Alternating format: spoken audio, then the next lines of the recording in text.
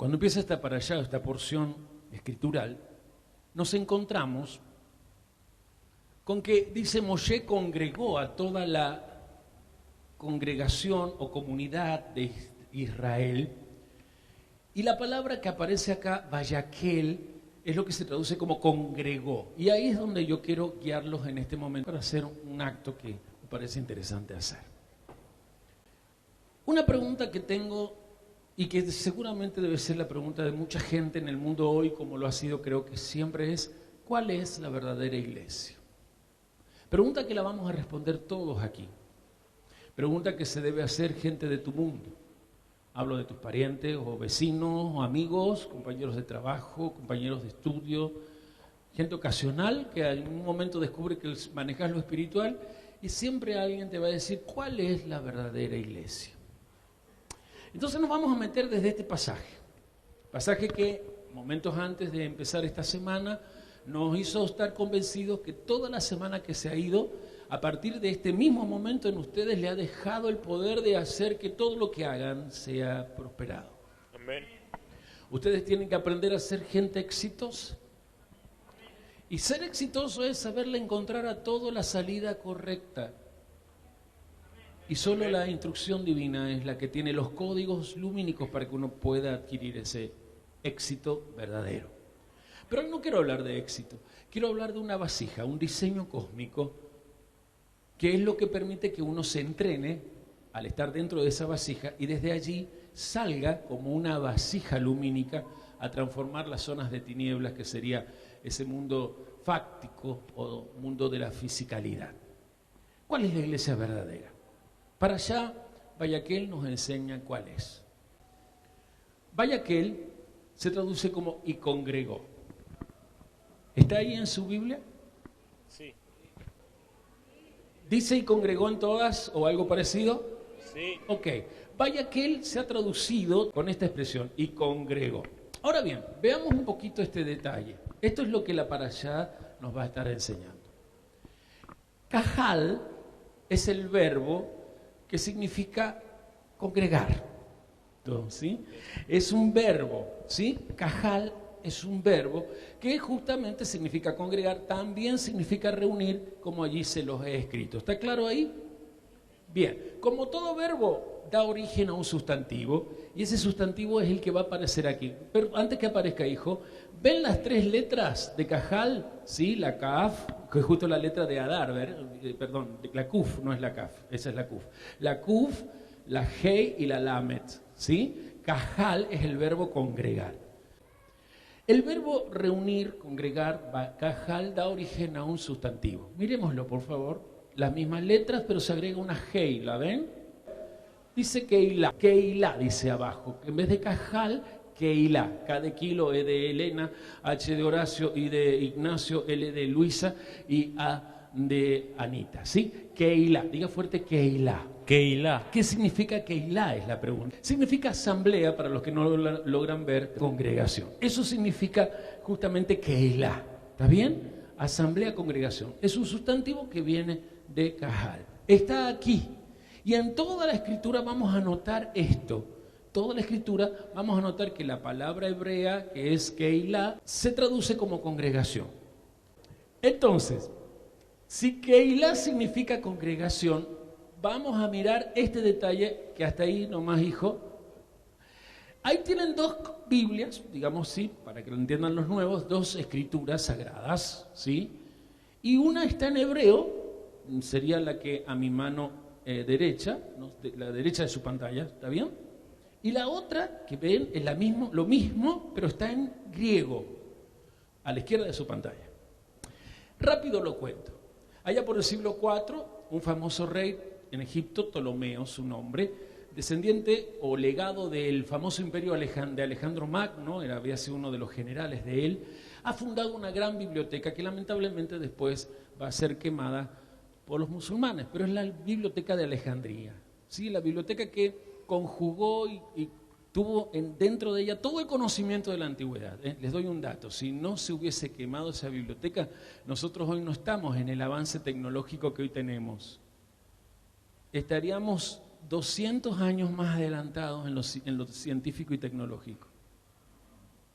Pero justamente las guerras y las guerras religiosas, porque quienes van a quemar esto son los musulmanes, hacen que justamente siempre la gente se atrase por causa de la religión.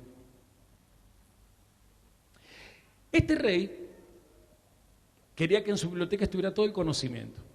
Y él sabía que el más grande de los conocimientos está escondido en la Torá, la instrucción de Dios, los 5 primeros libros de la Sagrada Escritura o llamada Biblia. ¿Me explico bien?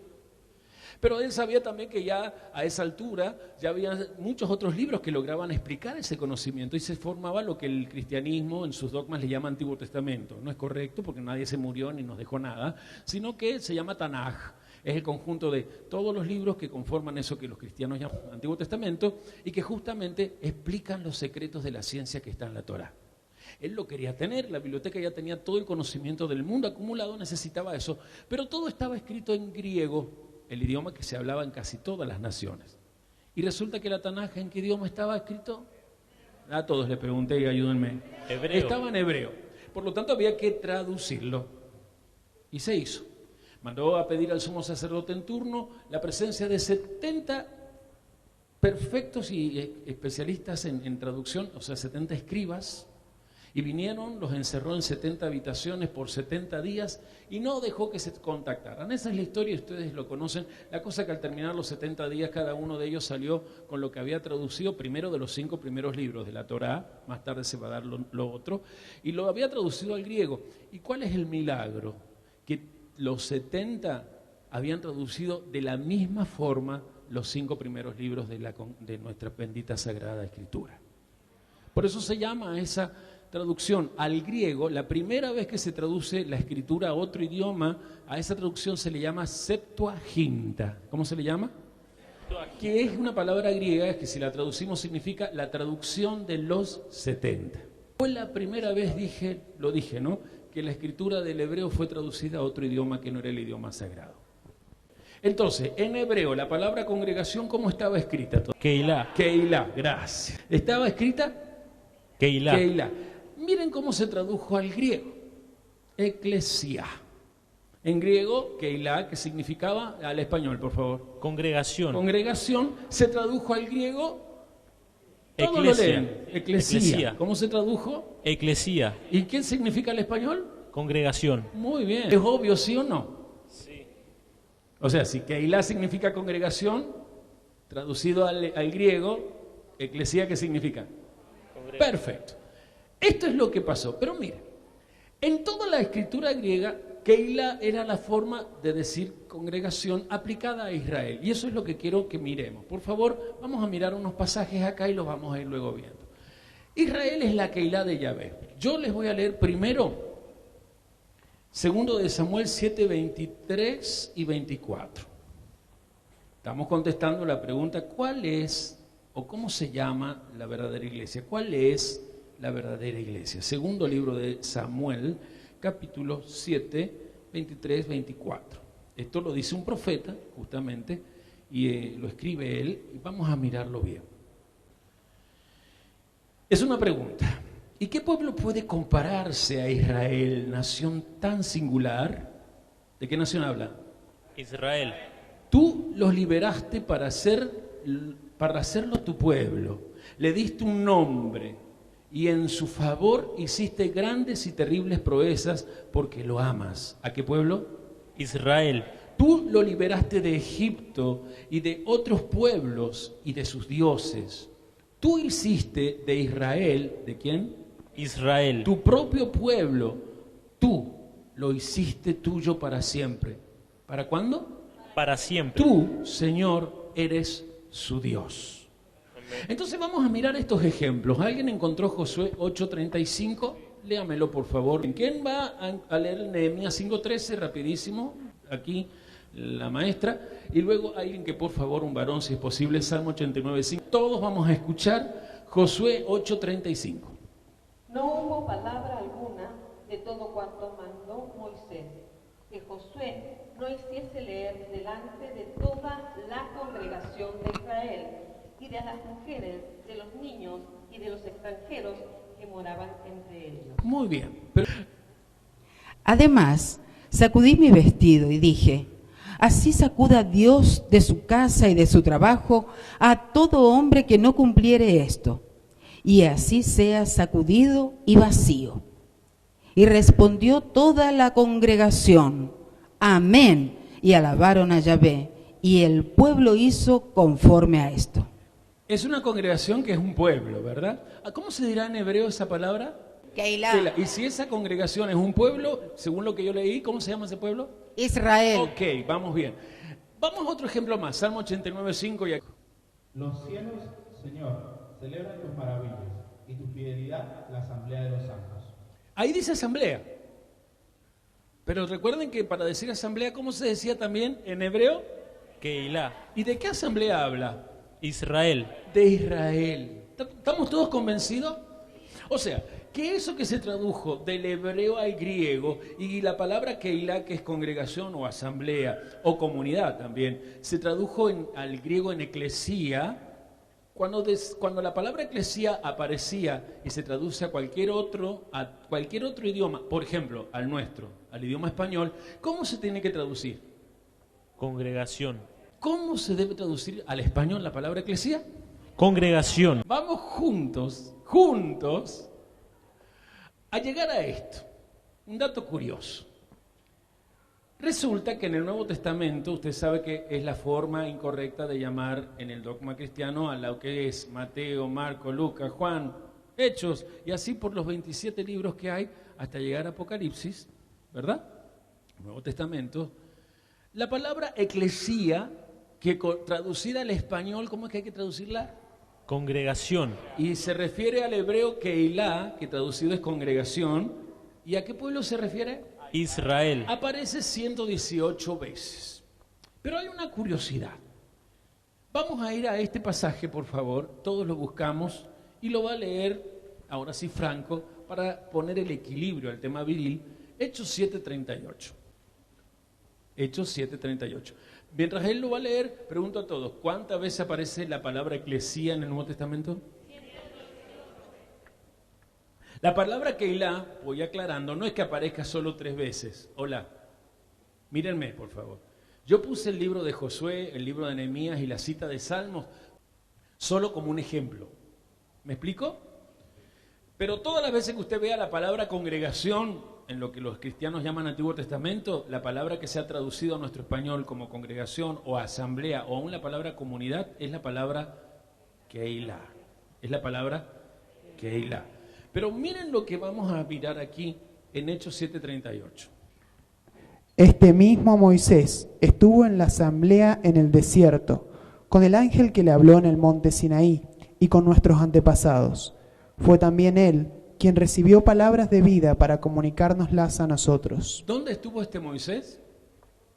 En la asamblea. En la congregación, dice otra versión. Ahí dice asamblea, es correcto. La palabra griega que se ha traducido ahí es Eclesía. eclesía. ¿Cuál es la palabra griega que se ha traducido como congregación? ¿Se tradujo como qué? Congregación. Congregación. En otras Biblias, asamblea. ¿Está bien traducida?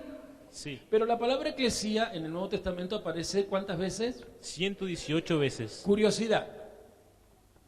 Aquí donde leyó Franco, está bien, está hablando Esteban, está contando la historia, está hablando de Moisés, está hablando de Monte Sinaí, está hablando de Bayaquel. ¿Está bien que diga la congregación de Israel? Porque ¿quién es la congregación del Eterno? Israel. Ajá, bien. Curiosidad. El único versículo de todo el Nuevo Testamento donde la palabra eclesía es traducida como congregación es aquí, en donde justamente se está refiriendo a Israel, el nombre de la congregación de Dios.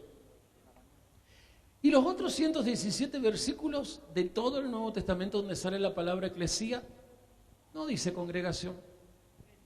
Usted se va a encontrar con lo que todos ya hemos leído, la palabra es iglesia.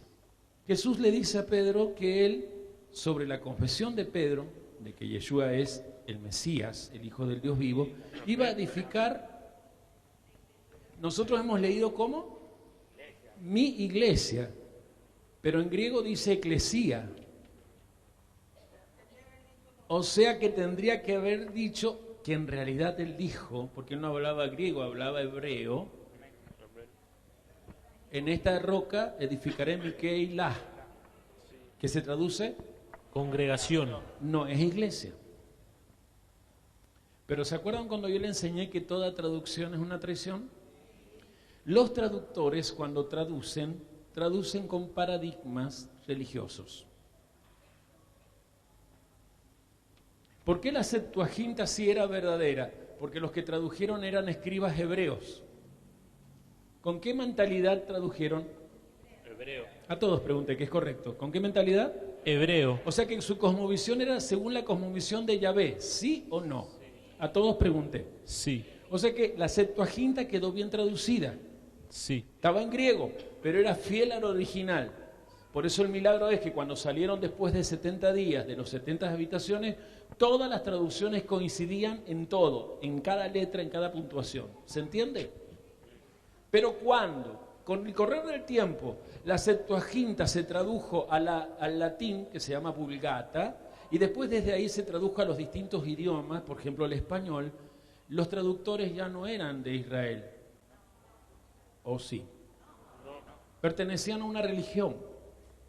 ¿A qué religión pertenecían los traductores de la Biblia? Cristianismo. O sea que sus creencias no eran de acuerdo a la cosmovisión de Yahvé, sino al dogma cristiano. Sí. Y ahí viene el tema.